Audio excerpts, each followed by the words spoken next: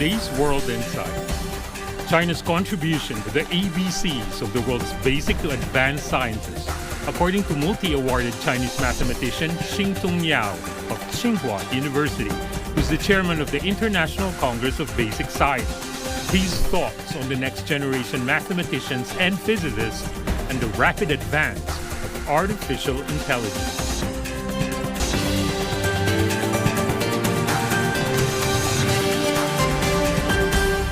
Hello and welcome to World Insight with me, Tian Wei. Science knows no borders. Shing-Tung Yau, chair professor at Tsinghua University, who now serves as chairman of the International Congress of Basic Science, is putting those words into realities when he, together with his team and supporters, work to make the annual meeting of the International Congress of Basic Science a significant event to celebrate mathematics, theoretical physics, and theoretical computer and information science. Knowing the charm of basic science himself, as Professor Yau is well known for his contributions to mathematics, physics, and therefore is a recipient of Fields Medal and many other honors. Yau also understands the importance of cooperation and being each other's inspirations as scientists. In an exclusive interview with me recently, he also shares his devotion to nurture the next generation of mathematicians. When I talked to him, he was busy with his team in his office preparing for all the details of the upcoming International Congress of Basic Science to be held in Beijing. Professor Yau, what a pleasure to see you. Yeah. The upcoming International Congress of Basic Science, I know you put a lot of efforts into it. I was extremely fascinated last year, the very first one, by the enthusiasm among the scientists when they are interacting with one another. How did you manage to create an ambience that enabled them to do exactly that? I was really excited to learn things that I did not know before when people come all over from different countries, from America, from Germany, from Switzerland. And there are things that I may learn a little bit before, but after listening to the professor who create those subjects, I found it fascinating. And then I can ask them questions, and I see student was excited about it. Student was sitting down there taking notes and asking questions. And I think this is really an ideal environment for interchange of ideas between scientists and beginners. And some people know some other subject very well. And they are very surprised when they found other branches of mathematics or physics are doing things which is not too far from their own subject. And here we have a platform, they can ask questions, they can communicate. I think that's very important.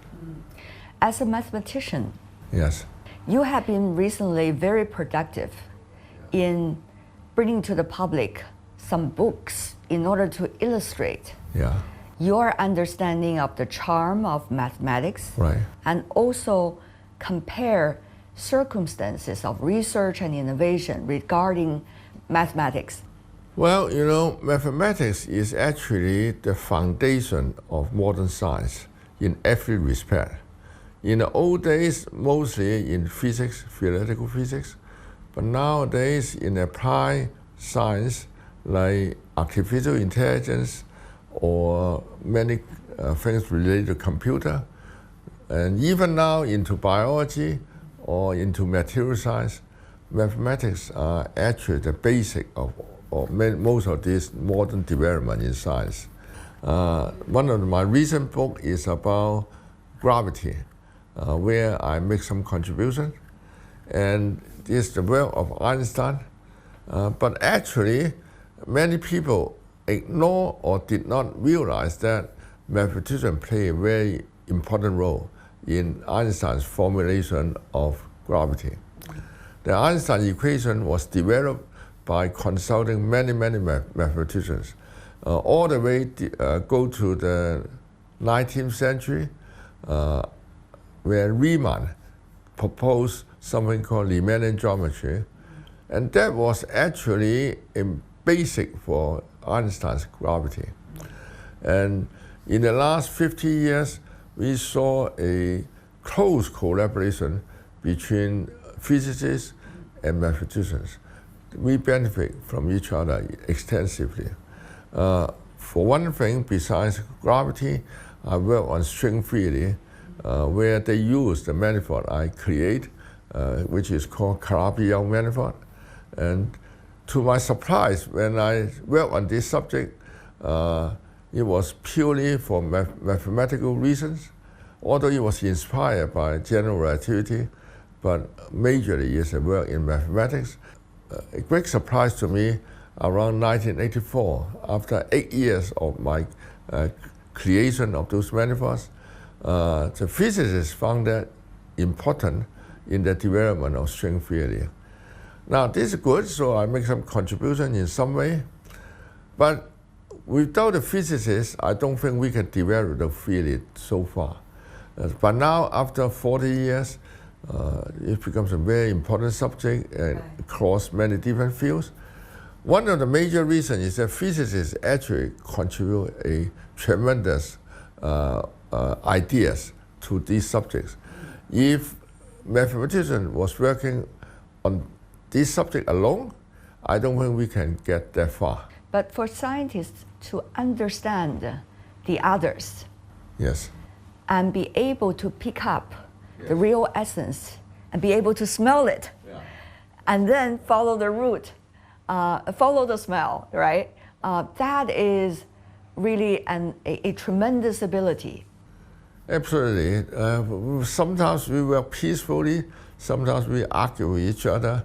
Both sides are important.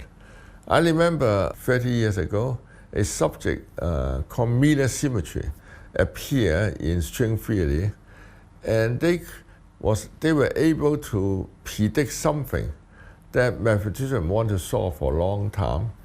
But we didn't believe their proof because they argue based on some physical intuition. We don't quite believe it because mathematicians want to work on something in a very rigorous foundation. And so I arranged a seminar to work for 5 days. And I remember there's a discrepancy that we create. The physicists come up with some number when the mathematicians come up with a different number. Yeah. So we argue. We kind of curse each other.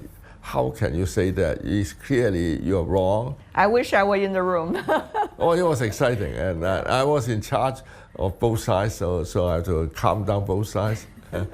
And this last, even after the conference, the debate goes on, and after 3 months, the mathematicians who were so proud of themselves, thinking that they are rigorous, found a mistake in their programming. They were not even wrong, it's just the program they wrote was wrong. And then after correct the program, they found the number come out to be exactly the same number. And this is a long, big number, it's not a small number. So this is very good because there's an argument and then there's inconsistency and people debate about it. At the end, you come up to a common idea that is right. And then we start to create a new branch of mathematics based on this kind of debate. And I think it's fascinating. How do you see these kinds of chemistry among scientists yourself? I mean, camaraderie, cooperation, and certain competition, and even what some describe at times a rivalry, you know? Competition, rivalry, as long as it's healthy, is very good. How would you interpret healthy, though? You don't steal ideas from others. As long as you come up with something, I feel I can do better than you. I can find a new idea or new direction or new method. I can be better than you. And you look at my method, you find that my method has some problem, not necessarily wrong, but you can improve it, and then you improve it. And you let me know, and then we compete again. For the benefits of whom? Well, for science in general. Because then there are many obstacles that we had to try to solve a problem is now removed. And now we remove it, then we can develop much further. And the development could be very important for the technology or science or technology that are beneficial to mankind. Do you think politicians have a lot to learn from you scientists? Well, if they look at it constructively, I think they will benefit a lot. But what they look at is for their power or benefits for their own party. That's all they care, unfortunately. If that's all they care, it will be destructive. If they care about the benefits for the country or for mankind, I think this will be excellent. So it has a lot to do with the end goals. Yeah, right, absolutely. Having said that, though, these days artificial intelligence has become, the buzzword everywhere, right? Yeah. How do you look at the realities of AI and people's, common folks on the streets understanding of AI vis-a-vis AI in the eyes of a scientist like you? Well, AI may not be as powerful as what the newspaper says, but it does bring in a lot of important advance in science and technology. There's no question about it. And they may not be able to create new concepts, which is needed badly in science in general, creative ideas. So far, I don't think AI is able to do that. But they were able to bring in a lot of technology that can overcome what we could not do. Yes. Especially on computation, which involve many, many parameters. They are talking about billions and billions of parameters now. And this is something that human beings had a hard time to handle. It is also essential for the development of new industry that is appearing. And I think all countries should spend some time to learn AI. But to say that it will replace humans, I don't believe it. Why not? Well, for a human society to really grow nicely in a healthy way, we need new concepts. For example, and I don't believe AI could create quantum mechanics, which is a brand new concept. After we digest it enough, AI may be able to come in. But I don't believe AI could create new concepts, at least not for the next 100 years. What is the genuine, ambience that would encourage the development of basic science? How would you look at the current stage of basic science development worldwide compared to what you consider as some of the so-called best times, the most flourishing times of basic science? Creative idea is always needed. And of course, 19th century, 18th century, the Greek men, fantastic, important men like Gauss, like Riemann, they create subjects that we are still learning. But I think starting around 1940s or so, science, mathematics at least, has flourishing in a major manner with many people coming in from different fields, and including information science, including computer science. It was developed in the 1940s. But now, of course, everybody using computer extensively. So they have been very important for mathematics development in mathematics, and especially for engineer type technology, because a lot of problems in engineer or in physics, the equations cannot be solved easily, and we use the machine to help us to solve it. This has been extremely important. But on the other hand, conceptual understanding of all these subjects are not much better now compared with the 1970s or 1980s. So I think thinking, creative thinking, is still always an important part of science. Curiosity-driven science has to be always there.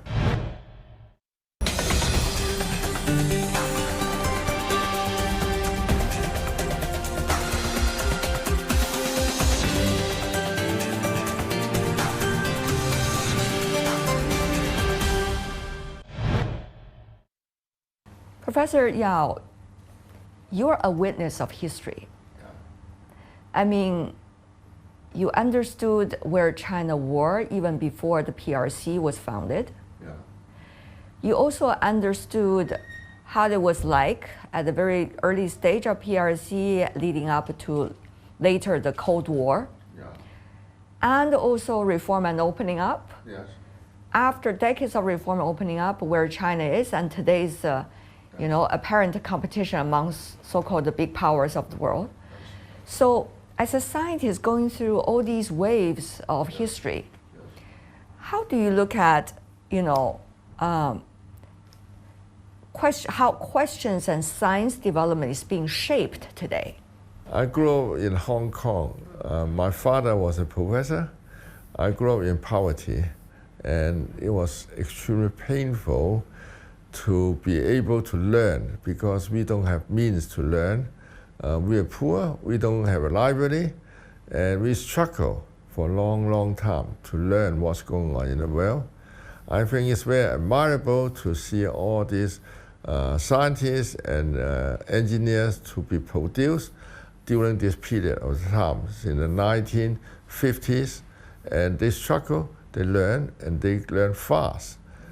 But still, we are lagging behind, and I think there are many accusations back and forth is not fair. I think that accusation of what? Well, about China? Or China, blocking China and all that. You mean the rhetorics against China? Right, right. And Chinese learn a lot from America and from Europe too. But we were kicked, to be frank, by the foreigners for a long, long time, for over 100 years. Some of them had no choice. Despite all this, I think the Chinese scientists and Chinese engineers learn humbly, work very hard, and they has create, contributing to the science in America and in Europe. And this we cannot ignore. They may not be, at the beginning, they may not be the major contributors, but they are getting to be very important partners of America. Many of the students, many of the scientists in America are Chinese origin. For example, I myself, I learned very little in Hong Kong about mathematics or science when I was in Hong Kong before 1969. After 1969, I arrived in Berkeley. I see the great world of science. I know what mathematics is in the whole world. I learn very fast, and I contribute to American science also. But I have to say that I owe a great deal to America for helping me to shape me as a scientist. And this is very good cooperation because I did make a reasonable contribution to American science, and I helped to train many students in America.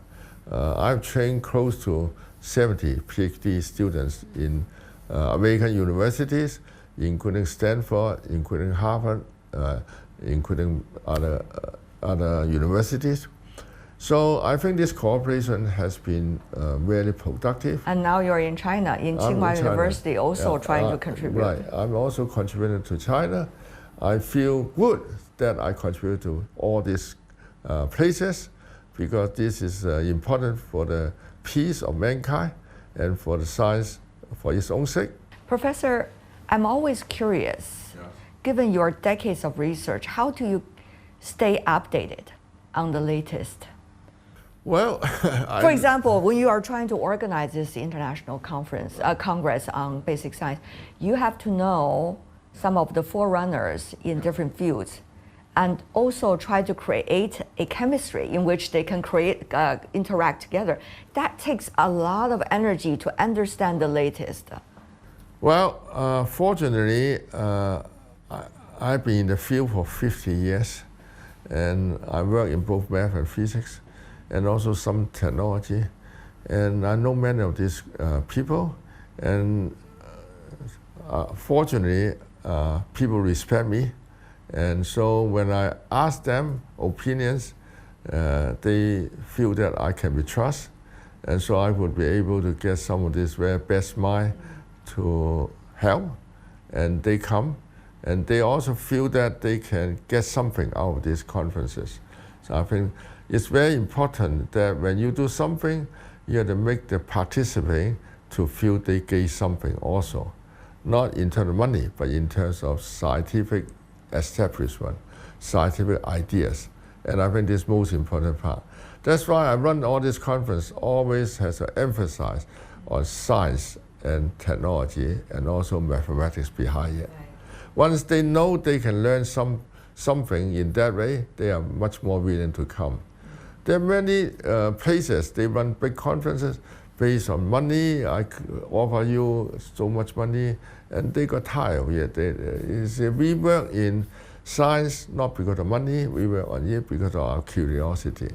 I think this is a very important point that we would emphasize. There has been a lot of energy in cultivating young talents, whether it is competition about mathematics or creating ecosystem for young people to participate from mathematics to, to entrepreneurship, and the list goes on. What do you think is the key here, Professor, as a scientist yourself and as a young scientist at the time? I'm sure you remember how your way of, what is most important to you? Well, most important to me is to train these young students, talent students, to pick up the talent students, to understand what is the best way to understand nature, how to get the basic technology. Many of people thought that you could be just a genius, then you learn something instantly. But that's far away from true. You need to be trained in a solid way, and I need to train them in a solid way. But at the same time, to think about how to train being creatively. And the creativity doesn't come to you just like that. I mean, that's just fall from sky. Many people thought that, I'm a genius. God give me the talent, then I overcome. It doesn't work in that way. You need to think deeply, and I want to help the youngsters to think about what to do in the future, how to make use of their knowledge to create and to pioneer some directions. And we need them to learn from the great masters. That's why we have this conference also. One other important thing, there are about a large number of scientists coming. These are all great leaders, and I want the youngsters to come and to look at them, to listen to them, to see what they're learning directly, and then they will feel differently. Right. This creativity has to be inspired by looking at the great masters too. Right. You heard from time to time, Professor, mathematicians are being made heroes, national heroes. Chen Jingren, for example, back in the 1970s for China. Only in China. Only in China, of course.